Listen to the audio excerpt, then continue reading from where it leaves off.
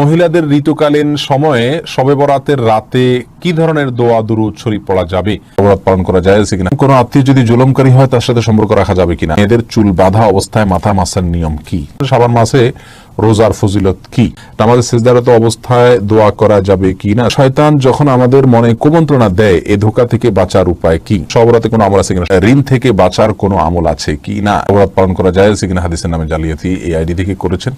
সবরাত পালনের জিনিস না, আসলে সবরাত বা মধ্য শাবান রাতে আল্লাহ সুবহানাহু ওয়া তাআলা সবাইকে ক্ষমা করেন, অতএব আমাদের হিংসা এবং শিরক থেকে অন্তরগুলোকে মুক্ত করতে হবে, এটা হলো মূল বিষয়। এর বাইরে আলাদা কোনো পালনীয় কাজ নাই। স্বামী রাজা জানতেছে মুনাজ শেষ করে মুখে হাত মোছা কি সহি, এটাকে অনেক ওলামা ইকরাম সুন্নাহর খেলাফ বলেছেন, কারণ বিশুদ্ধ হাদিস দ্বারা খুব বেশি এটা পাওয়া যায় না যে হাত তুলে দেওয়ার কথা বর্ণিত আছে।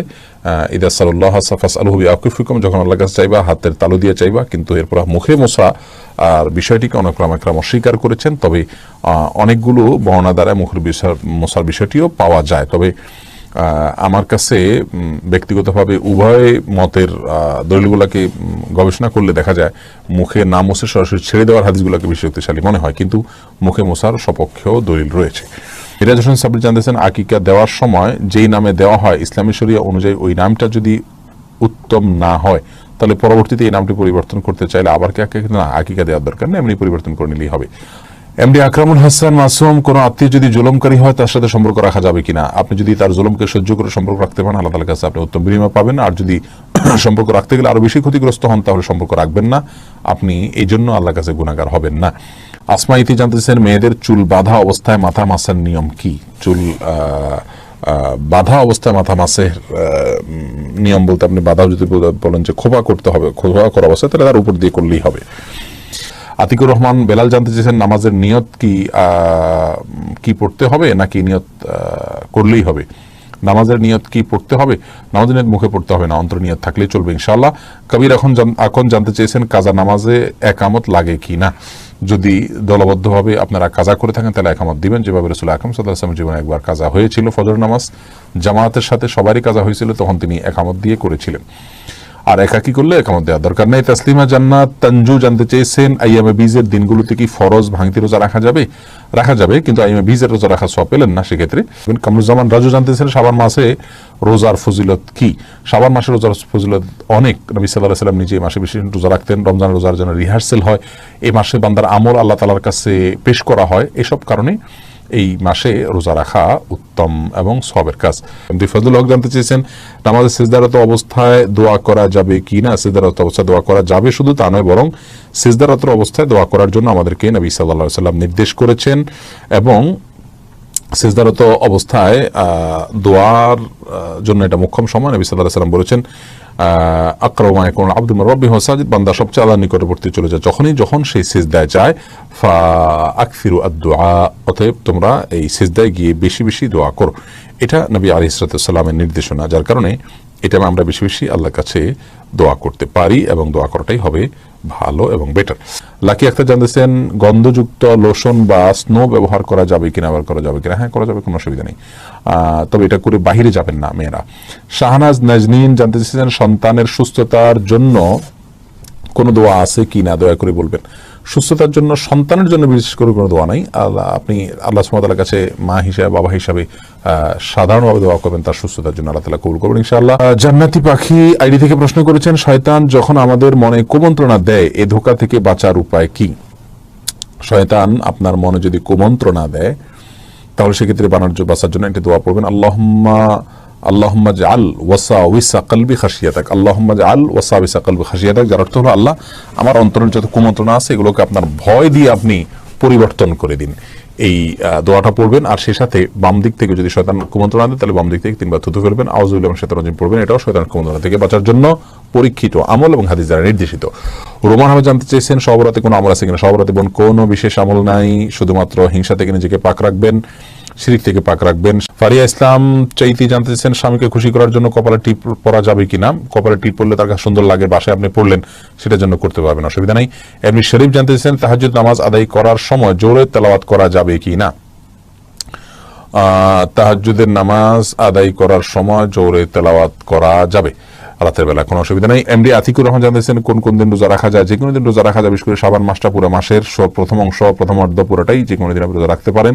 শুধু শুক্রবার রোজা রাখবেন না, বাকি অন্যান্য দিনের সাথে শুক্রবার মিলিয়ে রাখলে ঠিক আছে, অসুবিধা নেই। আর সোম বৃহস্পতিবার সপ্তাহে 2 দিন রোজা সুন্নাত, রোজা রাখা সুন্নাত। চন্দ্র মাসের 13, 14, 15 এই 3 দিন, 20 এই দিনগুলোতে রোজা রাখাও সুন্নাত। তারিন তিথি জানতে চেয়েছেন নামাজে মনোযোগ বৃদ্ধির জন্য জোরে জোরে সূরা পড়া যাবে কিনা? রাতের নামাজ জোরে জোরে পড়তে পারেন, দিনের নামাজে পড়তে পারবেন না, জোহরে আসরে পড়তে পারবেন না, অন্য নামাজ জোরে জোরে পড়তে পারবেন।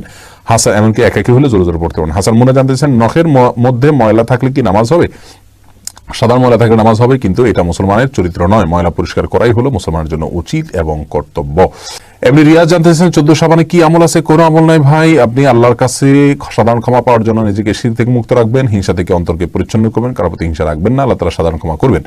মোল্লা মনির জানতে চেয়েছেন তাহাজ্জুদ নামাজের সময় রাত কয়টা থেকে শুরু হয়? তাহাজ্জুদের নামাজ রাতে এশার পর থেকে মূলত শুরু হয়, তবে ভোর রাতে ঘুম থেকে উঠে পড়া হলো উত্তম। জুবাইর আহমদ জানতেছেন বিদআত বলতে কি বোঝায়? বিদআত বলতে বোঝায় হলো যে কাজের কোনো ভিত্তি কোরআন এবং হাদিস দ্বারা প্রমাণিত নয়, এটাকে বলা হয় বিদআত। এটাকে যদি কেউ সওয়াব মনে করে, দিন মনে করে, ইসলাম মনে করে, তাহলে সেটাকে বিদআত বলা হবে।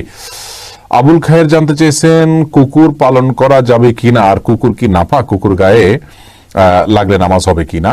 কুকুর পালন করা প্রয়োজনের খাতিরে পাহারাদারের জন্য, আপনার গেটে আপনার পাহারাদারের জন্য আপনি রাগ করলেন, এটা করতে পারেন, কিন্তু এর বাইরে বাসা বাইরের ভেতরে কুকুর রাখা নিষেধ। ইমরান হোসেন জানতেছেন টয়লেটে অ্যাটাচ বাথরুমে ওযু করলে নামাজ হবে কিনা? নামাজ হয়ে যাবে, ওযুও হয়ে যাবে, তবে অ্যাটাচ বাথরুমে যদি আপনার পাশাপাশি কমোডের পাশাপাশি ওযুর বেসিন থাকে, বাইরেতে বিসমিল্লাহ পড়ে তারপরে ঢুকবেন, আর যদি বাহিরে ওযু করতে পারেন তাহলে সবচাইতে ভালো। ঈশিতা ইসলাম সাথী জানতে চেয়েছেন গোসল করার সময় আমাদের শরীরে কতটুকু কাপড় রাখতে হবে? আপনি যদি সম্পূর্ণ কাপড় মুক্ত অবস্থায়ও গোসল করেন এবং কেউ না দেখে, হয়ে যাবে নামাজ, গোসল। শুধু স্বামী স্ত্রী একা থাকলে হতে পারে, আর তবে এভাবে তা করা উচিত নয়, অন্তত আল্লাহর প্রতি লজ্জাবোধ থাকা উচিত। আর সেই জায়গা থেকে অন্তত কিছু পোশাক হলেও শরীরে থাকা দরকার, মিনিমাম নাভি থেকে হাঁটু পর্যন্ত বা লজ্জাস্থানটুকু অন্তত ঢাকা থাকলে সেটা ভালো। এরপরে মাহাদি হাসান প্রশ্ন করেছেন ভাত খাওয়ার সময় কি কথা বলা নিষেধ আছে? না, ভাত খাওয়ার সময় কথা বলা নিষেধ নাই। যদি কেউ বলে থাকে তাকে বলবেন দলিল হাজির করতে। খাওয়ার সময় কথা বলা নিষেধ নাই, নবী সাল্লাল্লাহু আলাইহি ওয়াসাল্লাম খাওয়ার সময় কথা বলেছেন, বিভিন্ন হাদিস যারা প্রমাণ আছে। ইমরান হোসেন প্রশ্ন করেছেন মিথ্যা কথা বলার দুনিয়াবী শাস্তি এবং পরকালের শাস্তি বলবেন। মিথ্যা কথা যদি কেউ বলে তাহলে আল্লাহ সুবহানাহু ওয়া তাআলা তাকে কাযযাব বা মিথ্যাবাদীদের দলে অন্তর্ভুক্ত করবেন, এবং আল্লাহ বলেছেন আল্লাহ লানাতুল্লাহিল কাযিবিন, মিথ্যাবাদীদের প্রতি আল্লাহর লানত বর্ষণ হয়। আল্লাহ লানত বর্ষণ হওয়ার মানে তো আমাদের বুঝতে কষ্ট হওয়ার কথা নয়। আল্লাহ সুবহানাহু ওয়া তাআলা লানত বর্ষণ হওয়া মানে হলো আল্লাহর গজব বর্ষণ হওয়া, আল্লাহ অসন্তুষ্ট হওয়া, যেটা আমাদের জীবনকে ধ্বংস করে দেওয়ার জন্য যথেষ্ট। আল্লাহ তাআলা আমাদের রক্ষা করুন। রফিকুল ইসলাম জানতে চেয়েছেন বাচ্চাকে বুকের দুধ পান করালে কি ওযুভঙ্গ হবে? না, ওযুভঙ্গ হবে না, ওযুভঙ্গের কারণের ভিতরে বুকের দুধ পান করানো নাই। এরপরে ইব্রাহিম আলম মিয়া আপনি জানতে চেয়েছেন ঋণ থেকে বাঁচার কোনো আমল আছে কি? না, ঋণ থেকে বাঁচার জন্য কোনো আমল আমার জানা নাই, তবে ঋণ থেকে মুক্তির জন্য, অর্থাৎ ঋণ নিয়েছেন, ঋণ পরিশোধের জন্য বিভিন্ন দোয়া রয়েছে। তার ভিতরে একটি দোয়া হলো আল্লাহুম্মা ইন্নী আউযু বিকা মিনাল হাম্মি ওয়াল হাযানি ওয়া আউযু বিকা মিনাল বুখলি ওয়াল জুবনি ওয়া আউযু বিকা মিন গালাবাতিদ দাইনি ওয়া কাহরির রিজাল, যার শেষের অংশটি হলো মুখ্য এখানে, অর্থাৎ ঋণের প্রাবল্য থেকে আল্লাহ আপনার কাছে আশ্রয় চাই। এই দোয়াটি সকাল সন্ধ্যা আপনি পাঠ করবেন, ইনশাআল্লাহ তাআলা ঋণ থেকে মুক্তি দান করবেন। আল্লাহুম্মা কফিনি বিহালালিকা আন হারামিকা ওয়া আগনিনি বিফাদলিকা আম্মান সিওয়াকা, এটিও রয়েছে, আরো বিভিন্ন দোয়া রয়েছে। তুমি রহমান জানতে চাচ্ছেন হিজাব মাথায় কাপড় দিয়া ছবি ফেসবুকে দেওয়া যাবে কিনা? বোন সুমি রহমান, মেয়েদের চেহারা এটা ফিতনার যুগে অন্তত অবশ্যই ঢাকতে হবে তার পর্দার পূর্ণতার স্বার্থে, আর সেজন্য হিজাব মাথায় দিলেন কিন্তু আপনার ফেস খোলা আছে, আপনার ফেস দেখে অনেক পুরুষ বাজে চিন্তা করবে। এটা হলো অনেক কেন, শতভাগ বলতে গেলে পুরুষ বাজে চিন্তা করবে, এটাই হলো বাস্তবতা। আর সেই বাস্তবতার খাতিরে আপনাকে জেনা থেকে কাছে যেতে আল্লাহ তাআলা নিষেধ করেছেন। আপনার মাধ্যমে অন্য মানুষ ফিতনায় পতিত হবে, সেটা আপনার জন্য গুনাহের কারণ। আপনি কি চাইবেন আপনার মাধ্যমে কেউ খারাপ হোক?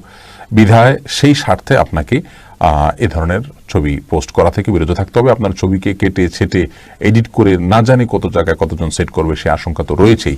এসব জায়গা থেকে ইসলাম আমাদেরকে আগে থেকে সতর্ক থাকতে বলে, অথবা আপনি এটা করবেন না। শিউলি মারিয়াম আপনি জানতে চেয়েছেন ওযু ছাড়া সকাল সন্ধ্যা দোয়া পড়া যাবে কিনা? হ্যাঁ বোন, অবশ্যই পড়া যাবে। সকাল সন্ধ্যা দোয়া পড়ার জন্য ওযুর প্রয়োজন নাই, জিকির তাসবিহ আপনার দুরুদ এগুলোর জন্য ওযুর প্রয়োজন নাই।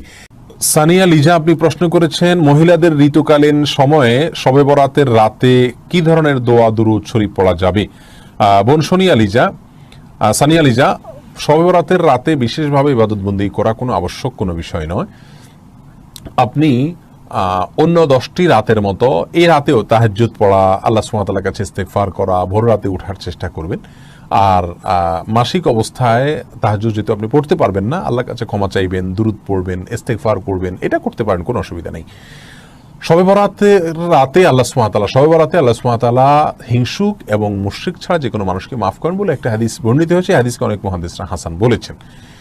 অতএব এর উপরে ভিত্তি করে আপনি এই রাতে আল্লাহ সুবহানাহু ওয়া তাআলার কাছে যে কোনো ধরনের ইস্তেগফার করতে পারবেন, যে কোনো ধরনের দোয়া দুরূদ পড়তে পারবেন, যে কোনো ধরনের নেক আমল করতে পারবেন। বাস এটার জন্য বিশেষভাবে আপনাকে কোনো আপনার আমল এটার জন্য আপনি এই রাতকে কেন্দ্র করে বিশেষ কোনো আমলের আয়োজন করার প্রয়োজন নাই, কারণ সেটি বিশুদ্ধ হাদিস দ্বারায় প্রমাণ।